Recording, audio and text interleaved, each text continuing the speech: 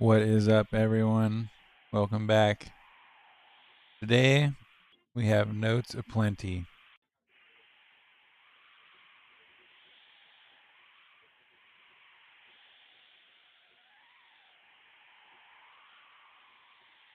These will be best taken care of by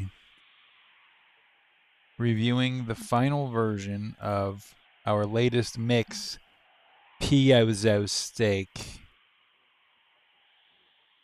But we will not do that right away.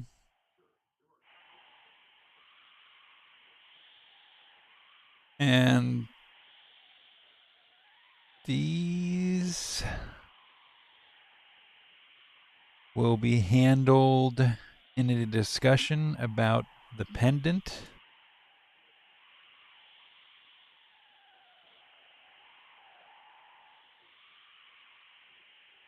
Okay, going to talk about that. And we're going to talk about the Vision Serpent too.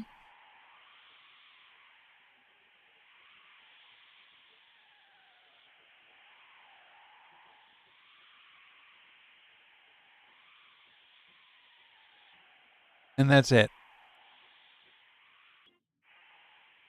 And we're going to take a few actions on what would be an improvement on what you see in Piezo Steak. All right, ignore what that says for now, but do check out how cool it looks. All right, let's see how we're going to get started with that. I guess maybe we're going to do like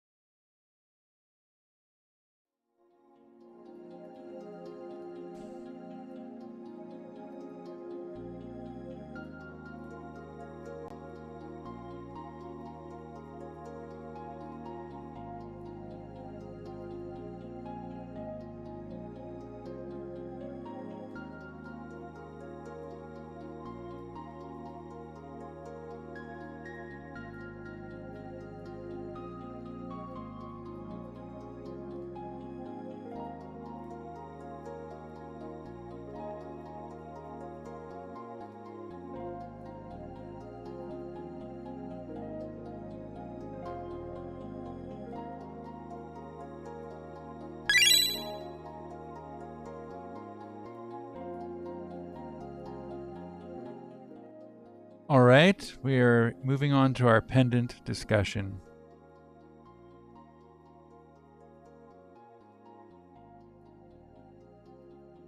I don't find it that hard to believe that a pendant could be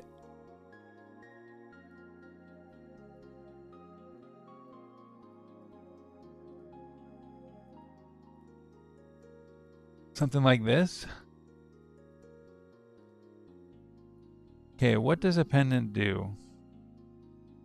Okay, this is important. I don't think I did a good job explaining in the video. Because, alright, let's watch what happens. Lavos destroys them. Boosh. Okay, but then you see a very quick rewind and it goes backwards. It's not super obvious that that's what happened. It looks like just a bunch of flashing lights, but if you also watch in the right hand side, you will see that the pendant energy drains a little bit. So it's like, boom, you get annihilated, and you think, oh, I really wish that didn't happen. And one of your, someone's got a pendant equipped, so you press a button, the energy goes down, as you saw over here, and then it rewinds a little bit.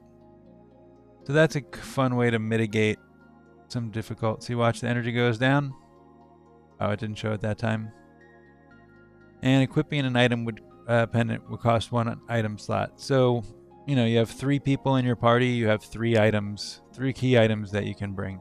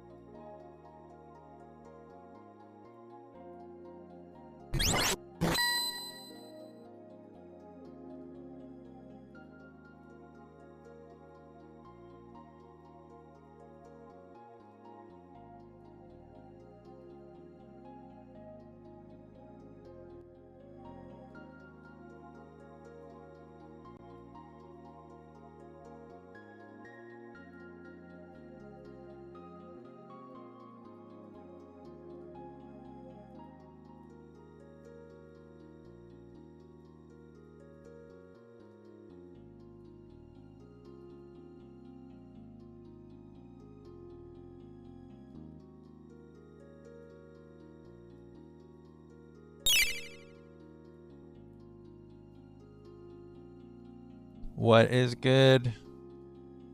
You're just in time for some document review. We are going to be... This is it. And then we're going to make a few adjustments. All right.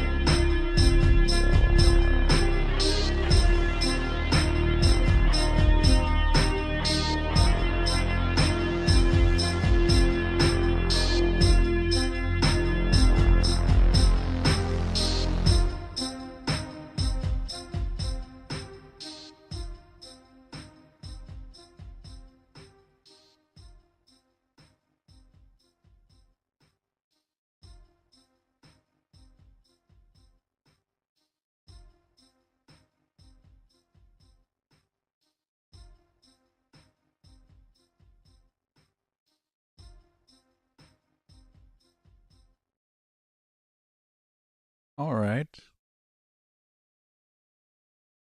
If there's one part of the images in here that we're going to fix, it would be this. This is the territory capture part of the tutorial in 1020 AD. And it would look more like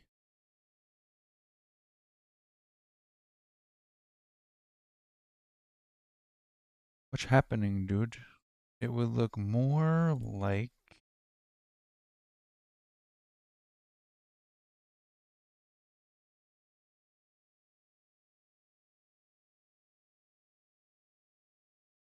this. Not that. Not that. This. Perfect. This is great.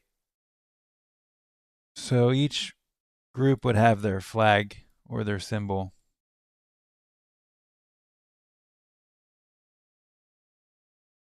And they are actually roving tribal territories. So when you see this image, not that image. This one, they've got borders. They wouldn't really have borders. They're more like doctors without borders. And that means they don't have borders.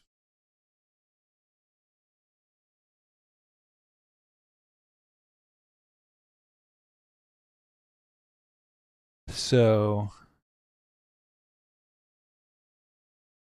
there would also be some spillover. These are troops, more like troops. You know, gangs, nomadic groups. So just to let me give a little bit of background on the 1020 period for those who are just tuning in for the first time.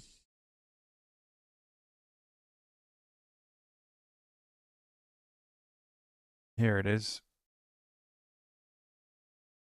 A century after the day of Lavos. A century and 20 years, really. If the day of Lavos happened in 900 and this is 1020, a handful of survivors war over resources in a desolate world of ruin. So nations have been placed by roving tribal territories. So you might even say that 1020 could be described as a world of ruin. All right, so this is our main squad. With the caveat that if you do not join the squad, you can go off on your own. But why would you not want to join in with the likes of these characters? Of course you want to. Of course you want to bring all those guests on your conquest as you rove across a gorgeous 16-bit map. And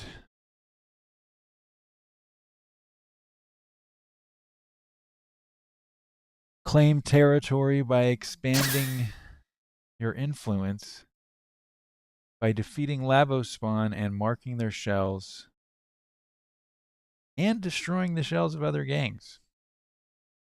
Dang. Forgot I wrote about that. Okay, so let's take a good look at what that might actually look like.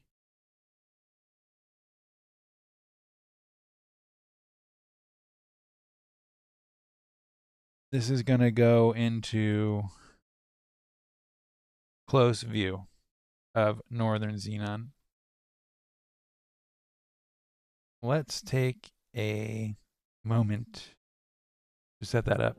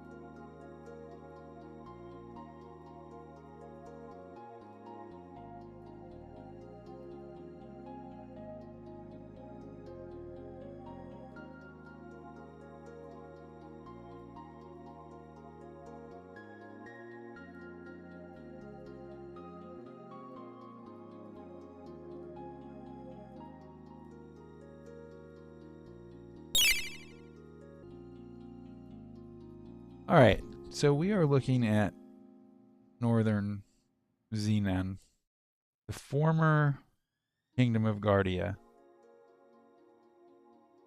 So here you have the squad of Dragon Tank, and they occupy this region.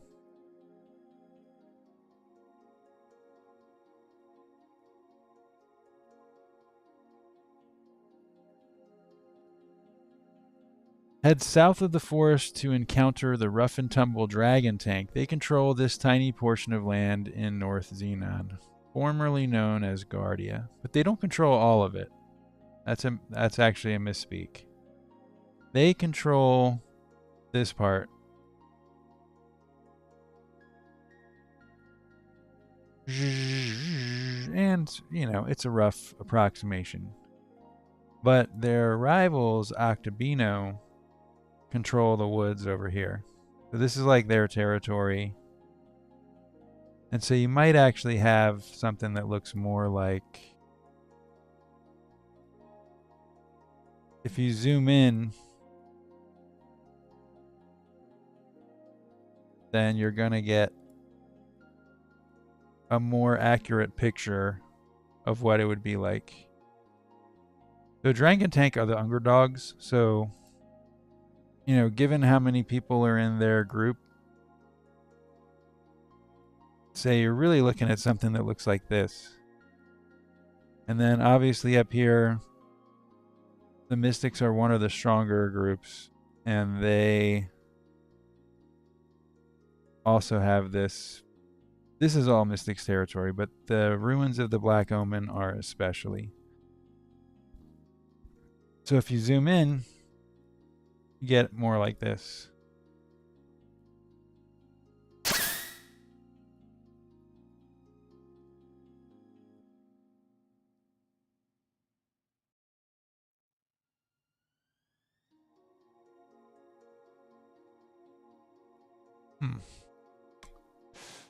Well,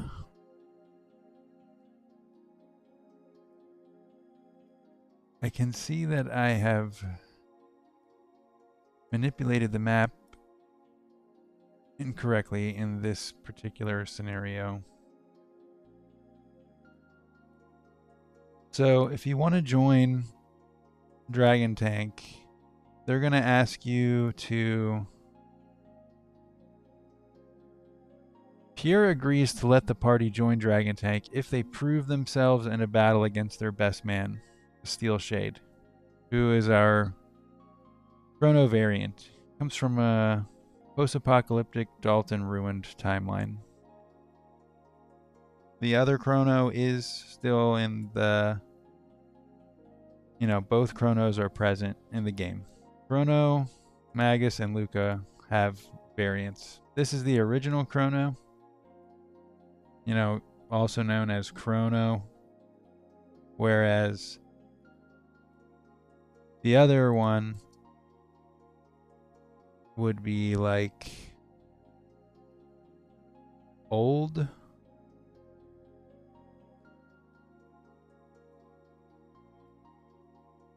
This is the other one. He's old Chrono. Because our Chrono gets recruited from 1005, and this one gets recruited from 1020. So this guy's 15 years older than this one.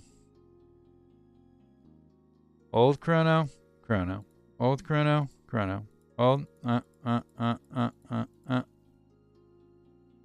Okay, let's see. What's next on the notes? We watched the movie, and we talked about how we'd want to change the map claiming stuff.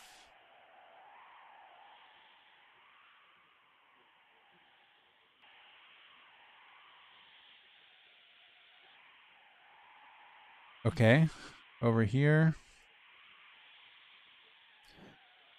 It's like an arcade RPG. Imagine this, but also with a ton of maps. Not maps, like menus and stuff. Like, what if it looked like this?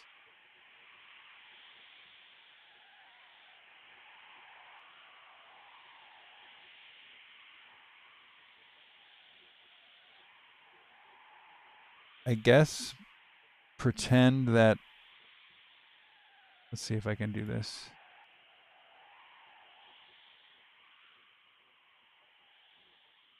This looks a mess, but it could be something similar to this.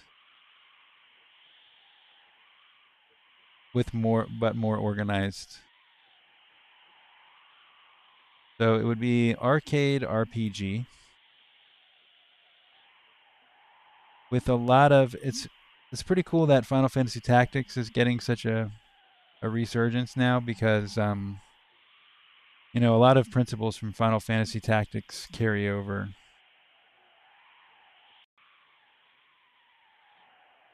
As far as unit management goes.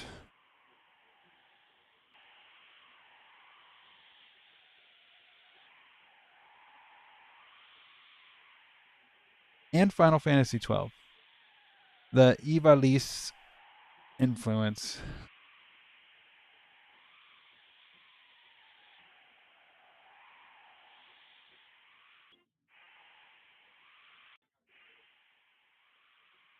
Final Fantasy Tactics style unit management. If a party member falls, revive them soon, or they will be gone forever. Because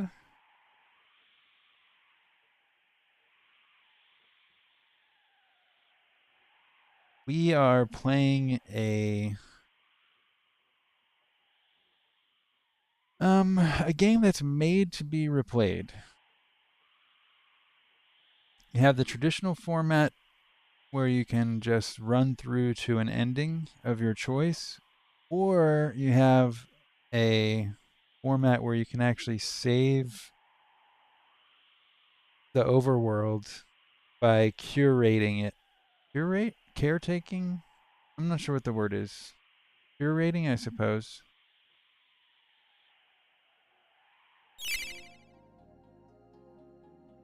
So you've got your pretty elaborate overworlds. And the end game could look something like this. Except for when you zoom in on this, then you get no actual combat. Then you get more like this style, with enemies running around and party composition. What you really get is more of this.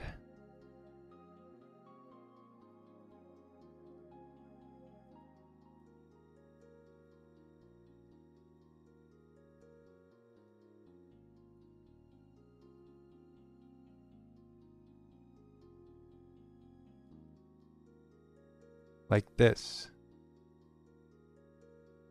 Who doesn't like this? You zoom in on one of those little encounters and you'll get actual Chrono Trigger combat action. That's what we came for.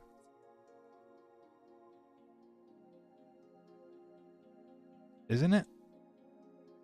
I don't know about you, but I definitely came for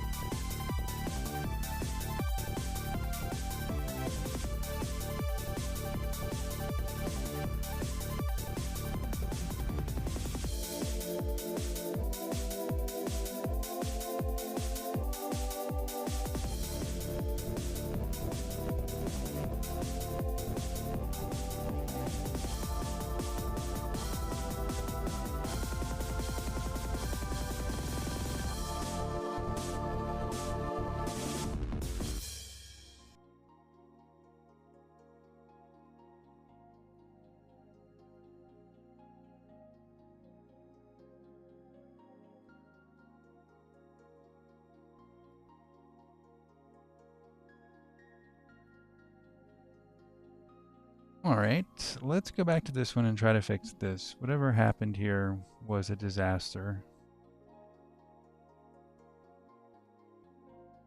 If we put this on the top, then theoretically will become a big priority for fixing. We could take a look at the different flags for each little subculture. That could be cool, man. Alright. Should be the appropriate. Very good. We're getting there. We're getting there. We're getting there. Alright. Finally. Nice and set.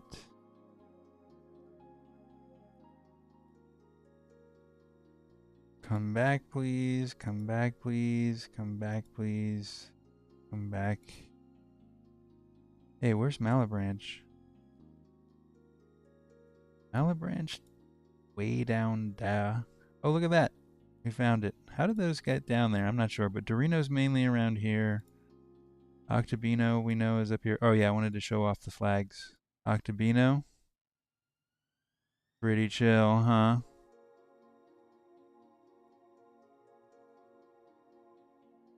And the Mystics. They have Poltergeist, but I think it might be better to have, you know that statue of Magus? Magus statue. If it was like that, but actually it was Dalton and not him, that doesn't even really make too much sense. Kind of a combination of these two, maybe. These two, that would really match the cultural history that the Mystics have. Because even though Dalton drove them to extinction, they revere him in the post-apocalyptic future. They revere him the most. Their story got totally twisted. So the Mystics run most everything because they have. It's important to note that they have this. The Omen, which is the remain.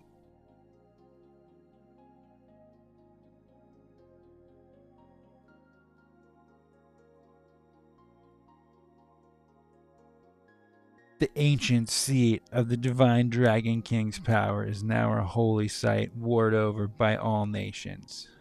By the time the player arrives, it has long been held by the Mystics. Let's back that up a minute. I want you to take a look at this. Boop, boop, doop, boop. What's all that? Is this all representing the bloodshed that is caused by holy wars? Wow. That's amazing, dude.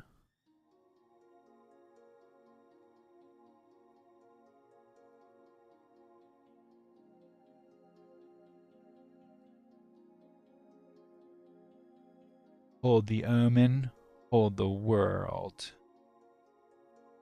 But what that really means is if you can control this part of the map, then the Mystics will be on your team.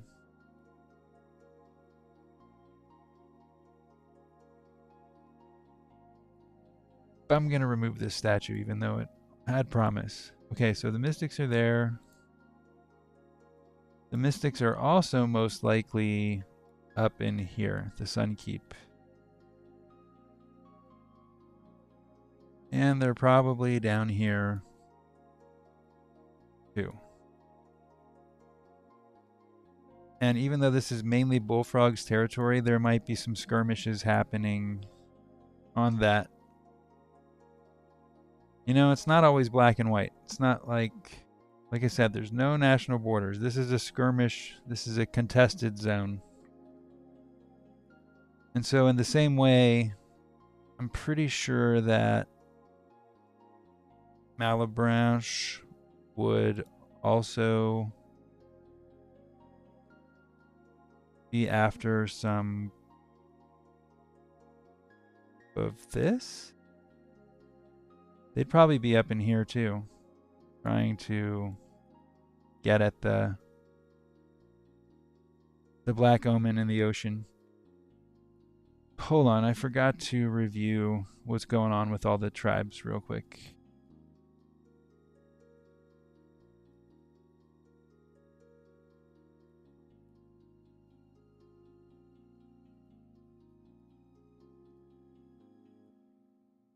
Okay. So, the Mystics, Medina's ancient alliance with the demi-humans of El Nido served them well after the Day of Lavos. Elements gave them the advantage of a military advantage, making them the most dominant force on the planet.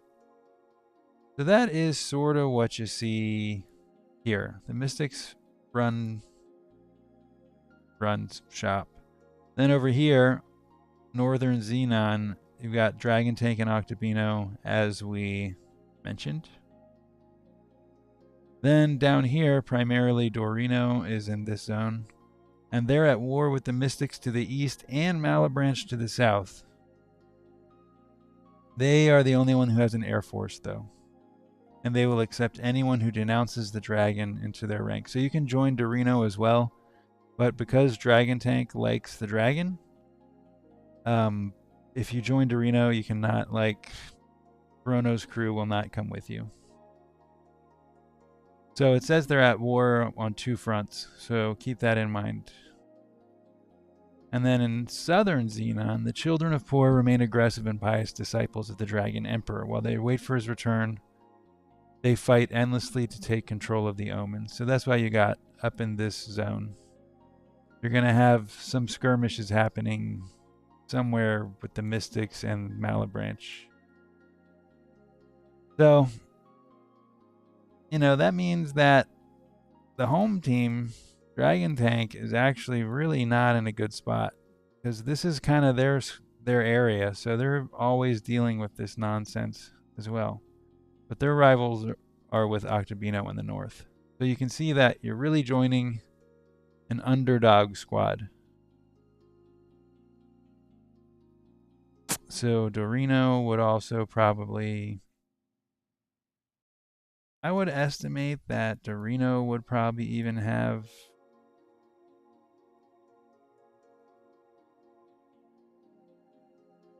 like maybe a base here.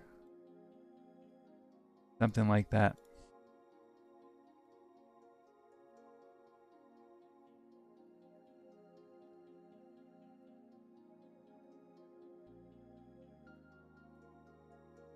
So here you go. Except for the fact that this one should be way bigger. If you want to talk about, you know, if we're going to use the size of the words to show how big the population is and like their influence on the world, then this one also has to be, whoa, holy moly. Hey, where are you going? Okay, sometimes that happens. It's twisted up weird. Dorino's pretty big. And they came across, I don't know, something in an ancient Zeal chest one time, and then there was a treasure in it, so I'm not sure why their icon is the Zeal chest, but that's what it is for now. So, there we go. If we're going to replace the one shot in Puyozo's stake that I had issue with, it would look something like this. And then it would also be like, say for instance,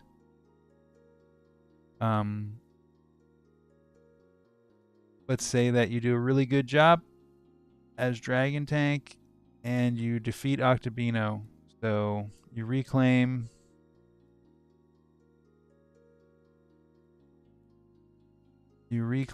the land up there. Then you might be graced with a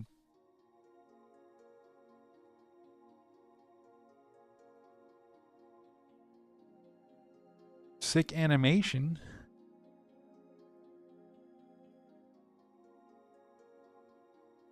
you know, that looks something.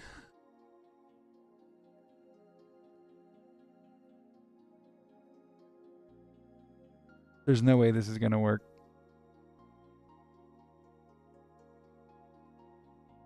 Okay, and then we bring it up.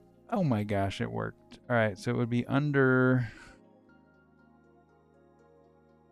here. Under here. There we go. So let's say that you defeat Octobino. Then you move up there, and then suddenly you get a... This is now your territory. Bing, bing, bing, bing, bing, bing, bing. Something like that. And then as you saw in the video, it's like when you fulfill all the conditions, you'll kind of take over the... It's possible to get all of the areas, except for El Nido. They're non-affiliated. All right. That was fantastic. Let's take a look at what else we got going on today.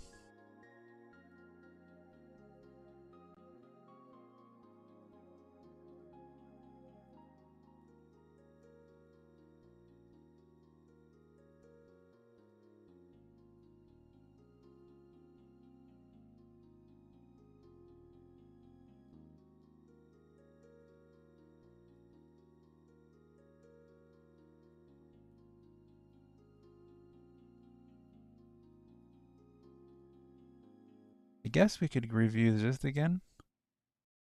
This is still an evolving piece. I'm not sure what we're looking at, but I do know it's during the intro chapter.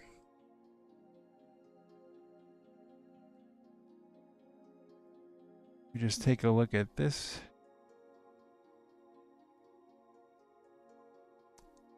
You've got chapter 1, 2.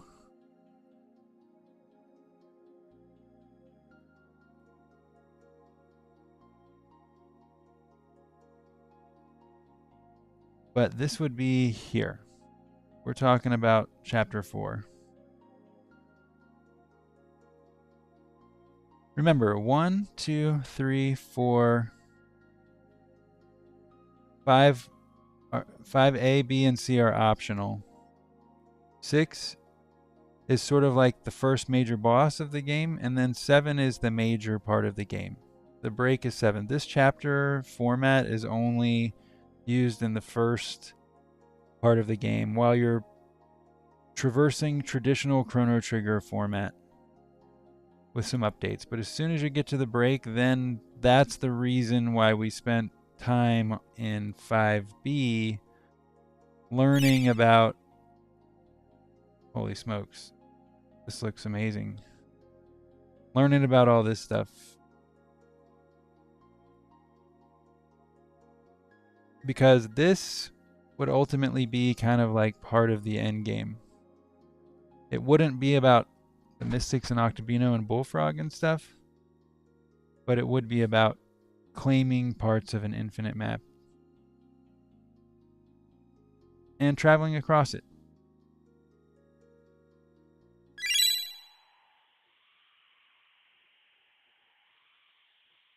And if you don't like your outcome, just replay it again. You should be able to get back to the break in like an hour. So you can replay it.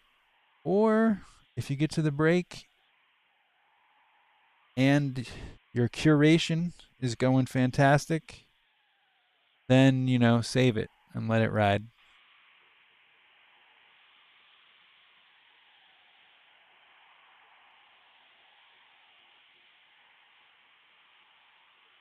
Okay, we're going to talk about the Vision Serpent now.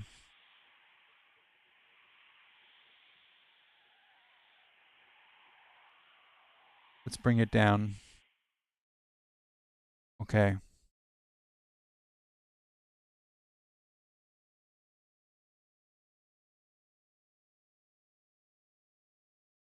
First things first.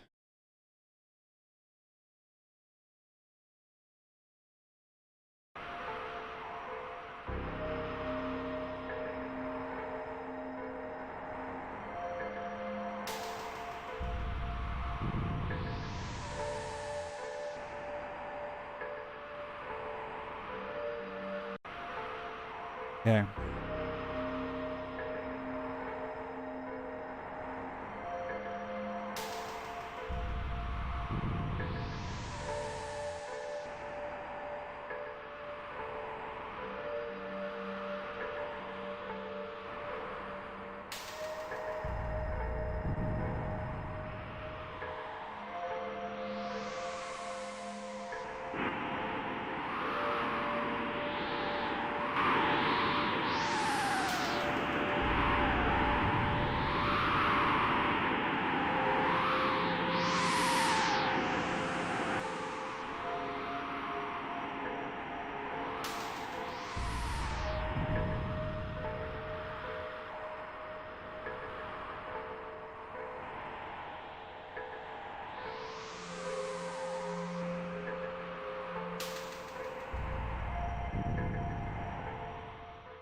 Okay, this is the plateau that you stare out at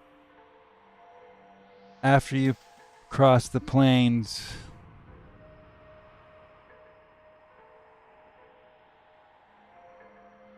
After you cross the plains and you're looking into the singularity.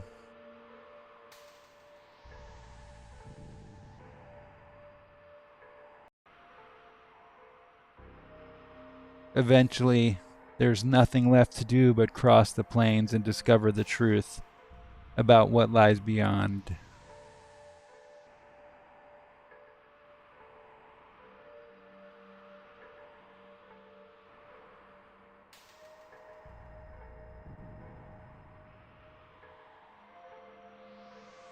So we are now heading into here.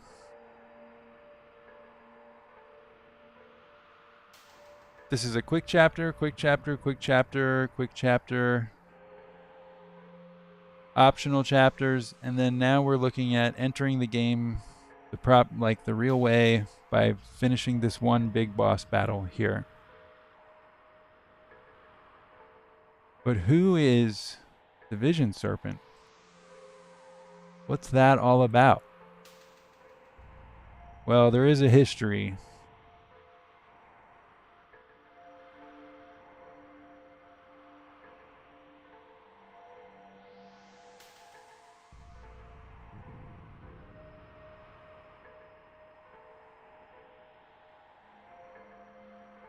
Beyond the singularity on the edge of the future, the doorway to the next world is guarded by a terrible thing.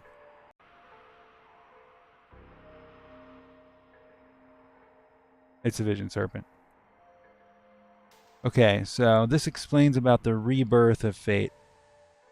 Balthasar extracted blueprints from Zeal's most powerful dreamer, Shala. Thus, fate was born in broken antiquity. So, basically you got Pico, who's maturing in the planet's core, and he's needs to assure that he is safe. He needs to make sure that he's going to be, he's got to be down there a long time. You know what I mean? So, let's take a look at this. So he sees what it's like for your average Lavos who gets exploited or killed. Oh, excuse me. We don't need to see this part yet. Don't worry about fate is eliminated. Just look at Pico is vulnerable before he escapes the planet core. He knows that. But he's also seen into the Chrono Cross timeline, and so he knows that the records of fate can be used to control entire swaths of the population.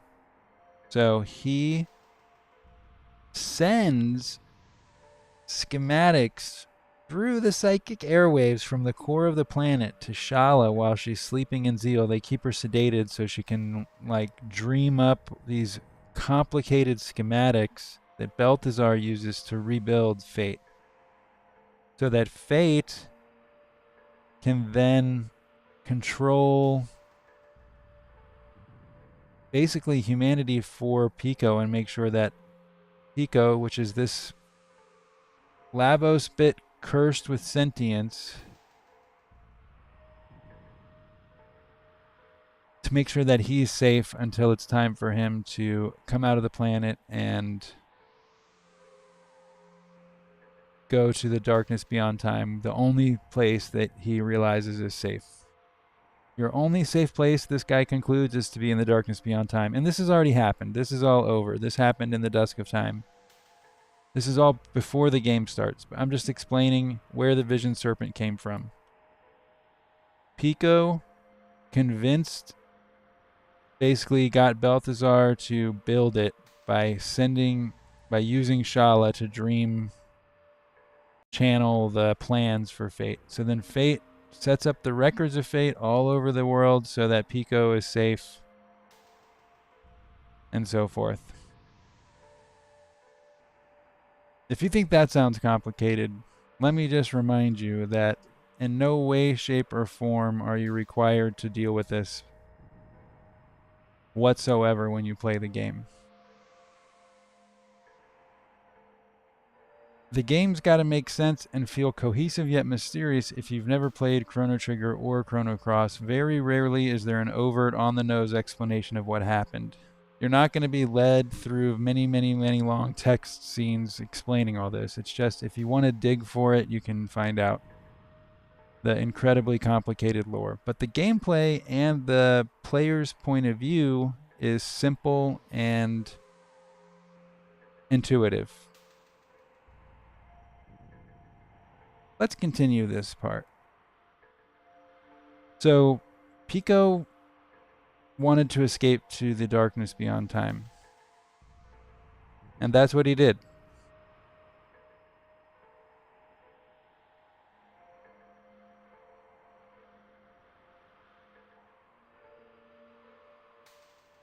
Fate called herself the goddess of fate in Chrono Cross, so she already believed herself a god.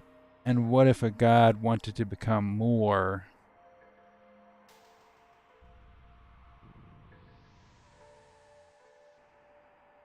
After Pico escaped to the darkness beyond time, Fate was left with nothing but the frozen flame and her desire for evolution. Okay, this is the part where we explain what this is all about. Because of her relationship with the frozen flame and its maker, she time crashes Lavos positive space-times into antiquity again and again and again. So this is what we saw before. Fate is time crashing everything all over the place into the land, and you're getting these crazy pockets that form, which is like very similar to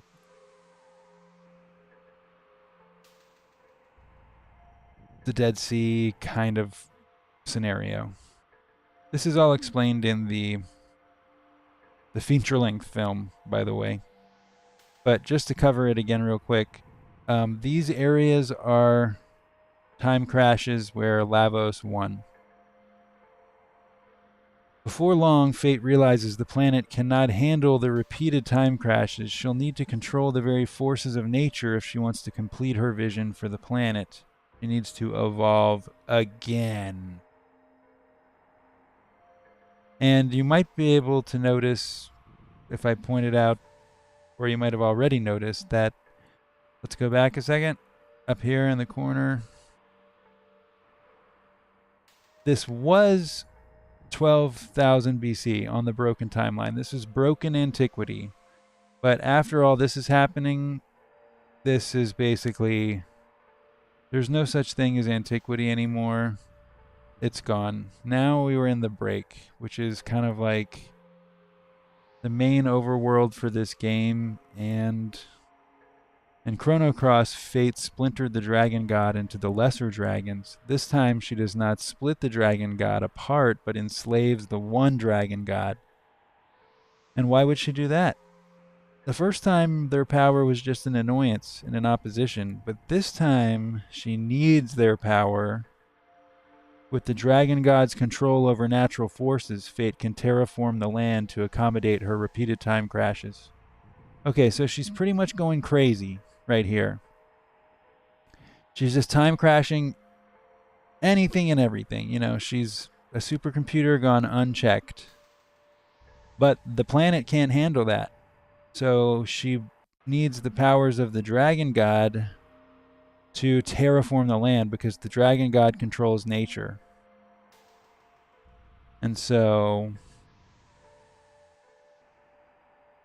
the dragon god provides an ability to her that is very valuable,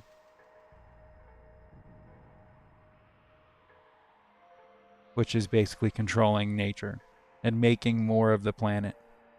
And you might be like, what does that mean? Making more of the planet?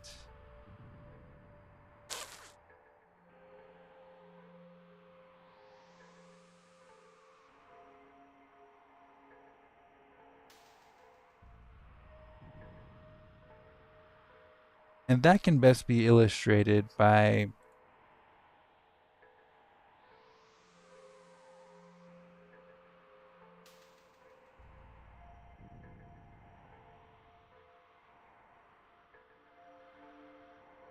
hey, wait, what were we just talking about? Oh, yeah.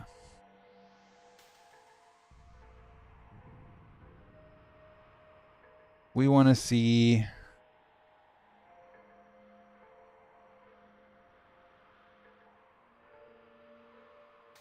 this.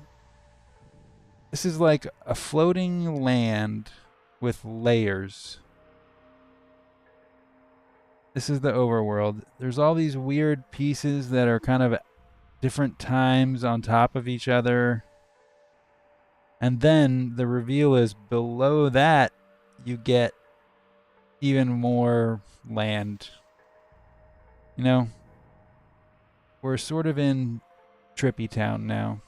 Just as the floating islands of Zeal were such a crazy place to behold in Chrono Trigger, now the whole overworld is kind of like this psychedelic, twisted version of the floating kingdom of Zeal. Because of all the craziness that the Vision Serpent got up to and her crazy time crashing and terraforming of the land. So that explains our overworld in this game. And that covers our explanation of the Vision Serpent, too. Let's see, what else? I think we might have covered the whole agenda now. We reviewed the Poisio. Let's just go over the Vision Serpent again real quick. So she gets all this unchecked power from being like having control of the frozen flame.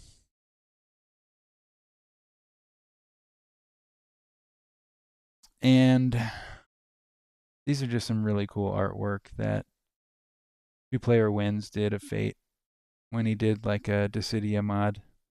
So then she starts going crazy and doing all this and creating the break, the world as we know it. Yeah. I think we covered everything that was on the menu for today. That's pretty nice. Feels good. All right. Well, are you sure about that? Let's just go through everything. Okay. This is covered. This one we did. There's not really anything to do on that one. It's just to watch. That one we did.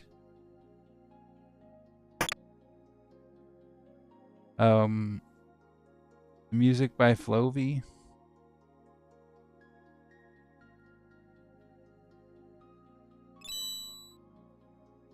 Watch the 3-part series. Okay, that one. We don't need to do anything with that. Okay, charge the pendant. Places to energize the pendant before the break. So during your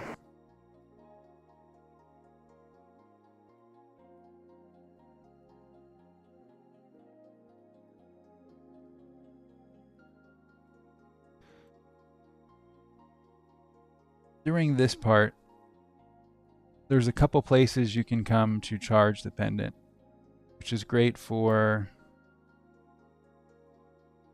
Hey, that's too much. We don't want all that. I think you just want to pause it. So in here, you've got free time. So places you can charge the pendant include prehistory, because there's so much dreamstone.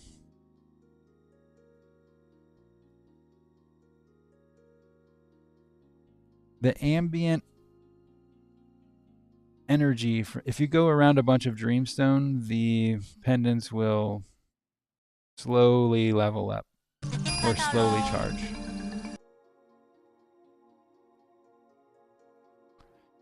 So there's that place. And where else? Prehistory, the Enhasa ruins. Could look like this, I suppose.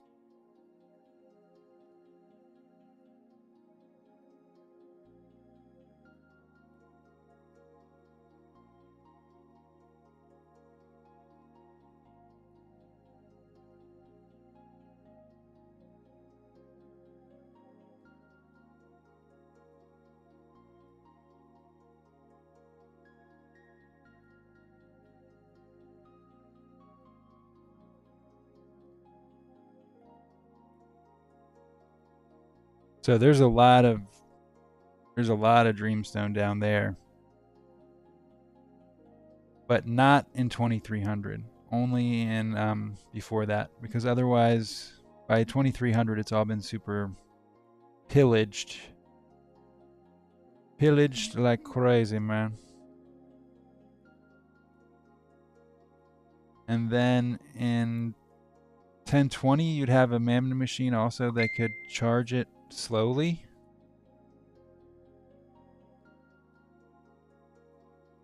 And I don't have any graphics to show what it would be like to charge the mammoth machine would be like in 2300 or 700. But 700, I bet it would look pretty sweet. It would be in its prime.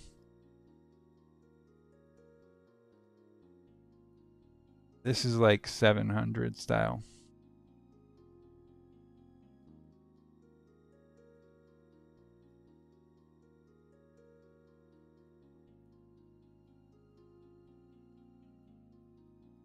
Okay. Thank you for watching today. I will be back with some... I think next time we're going to talk more about what it would look like to have your character info pop up when you go into battle.